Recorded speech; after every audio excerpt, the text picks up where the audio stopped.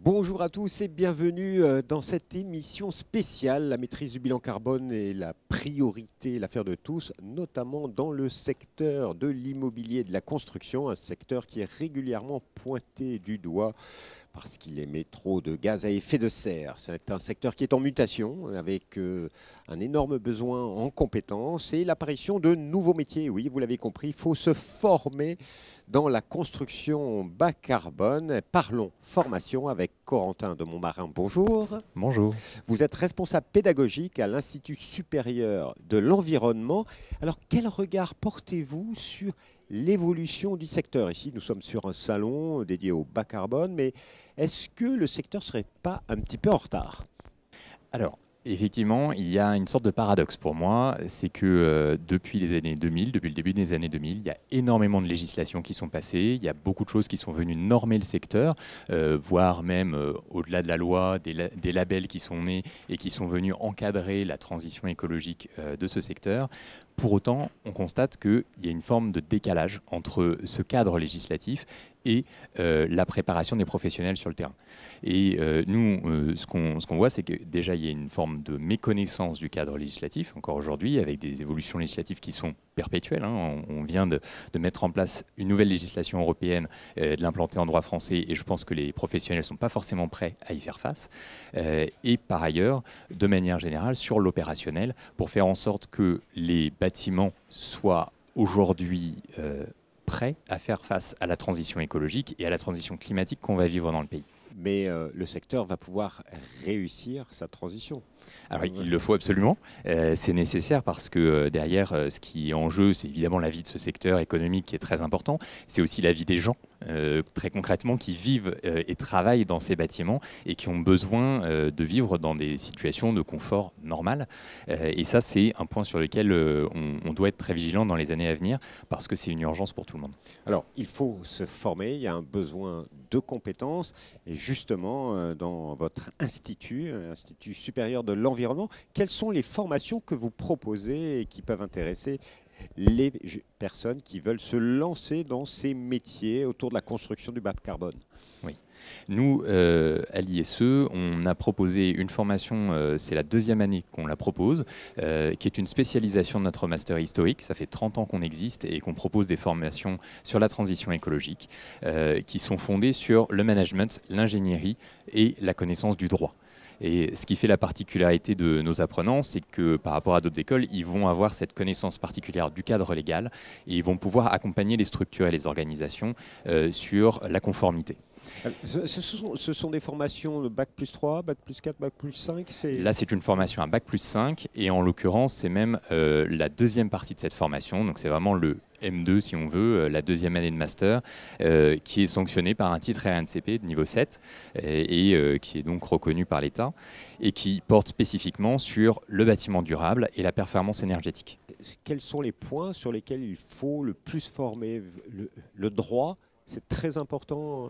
Le droit, pour nous, c'est essentiel parce qu'aujourd'hui, c'est ce qui est le moteur de la transition de ce secteur. C'est sans la contrainte légale, il n'y aurait pas cette évolution du secteur. Et les acteurs aujourd'hui ont besoin d'avoir des gens qui comprennent le droit pour pouvoir les emmener au bon endroit, dans la bonne direction. Alors, vous êtes un institut de formation, vous formez. Quels sont les débouchés de vos étudiants? C'est des jeunes qui font de la formation initiale ou ce sont des gens qui font de la formation continue ou qui reviennent parfaire leurs connaissances dans le domaine? Eh bien, nous, on a les deux situations, puisqu'on a historiquement de la formation initiale, avec depuis quelques années maintenant de l'alternance de l'apprentissage en particulier, qui évidemment connaît un certain essor, et on pense que c'est très bien pour acculturer beaucoup plus rapidement les secteurs de formation. Les entreprises sont intéressées pour avoir des alternances sur ces questions? Oui, vraiment aujourd'hui, ça on sent que ça a vraiment pris, il n'y a plus de difficultés là-dessus. Les gens ont bien pris conscience de l'intérêt que ça peut avoir pour eux d'intégrer directement pendant le cadre de leur formation des jeunes qui sont en train d'apprendre les meilleures pratiques actuelles. Et puis, on a aussi des gens qui s'adressent à nous parce qu'ils sont en reconversion. Ils sont déjà dans le secteur de l'immobilier et ils souhaitent acquérir les nouvelles pratiques. Ils souhaitent éventuellement soit faire une reconversion, soit se former, se mettre à jour sur ces choses-là. Et pour eux aussi, on peut proposer des choses, à savoir des formations longues ou courtes, qui sont orientées soit plus largement que l'immobilier durable, soit plus spécifiquement vraiment sur l'immobilier durable, avec notamment un bloc de formation qui est compatible et finançable par le CPF, donc qui est reconnu par le répertoire spécifique, le RNCP, et donc qui permettent de se former, d'acquérir ces compétences-là spécifiques aujourd'hui à l'immobilier durable. Alors, c'est des formations présentielles, en distanciel, on peut faire ça à 100% en ligne ou pas? Eh ben, on a tout qui est possible. Effectivement, on a donc de l'apprentissage qui se fait plutôt donc en présentiel et en entreprise. On a également une formation qui se fait, donc une formation courte spécifique sur le bâtiment durable qui va ouvrir au mois de janvier et qui se fera entièrement en ligne et qui est courte vraiment, qui peut se faire en 3 mois. On a également une formation hybride qui permet à des gens sur un temps long de 12 mois de se former en reconversion. Alors peut-être que c'est une colle, mais quels sont les débouchés? Vos anciens élèves, ils vont travailler? Nous, historiquement, à l'ISE, même si on a la formation que depuis 2 ans, on a toujours eu des anciens qui allaient dans l'immobilier durable. C'est un secteur qui est en train de changer en termes d'insertion, puisqu'on avait au départ beaucoup de gens qui allaient dans l'immobilier durable au sens de la finance durable, de l'investissement dans l'immobilier durable, qu'il ne faut pas ignorer aussi, parce qu'on a besoin d'argent pour faire bouger ce secteur qui est extrêmement consommateur de capital. La fameuse finance verte. Exactement.